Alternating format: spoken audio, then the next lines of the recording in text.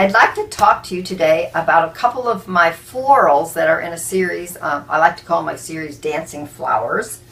When I first started my career at Hallmark in Kansas City, one of the big things was to learn how to do the cabbage rose, the rose that has so many petals.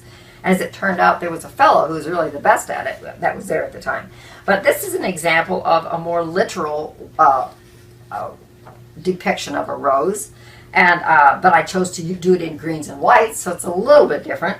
And then here's another one that's typical of the work that I did there. And here I'm starting to use a musical theme, which turns out to be something very important in my life and in my work. And this is another one that's pretty literal that I did as the background of an invitation to my mom's 91st anniversary, her birthday.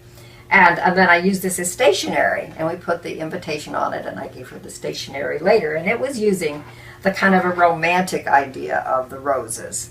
And then most artists do this. They explore different ways of doing a subject.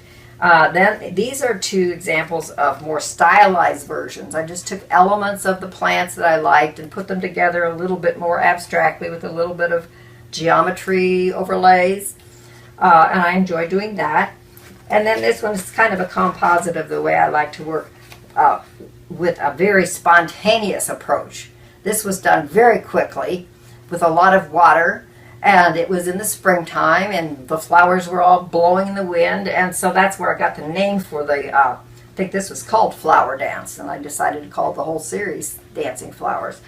And I like the freedom of this. I was able to use all of the little twirly things that are floating in the breeze and just suggesting the flowers without being very literal, and I really like this approach myself.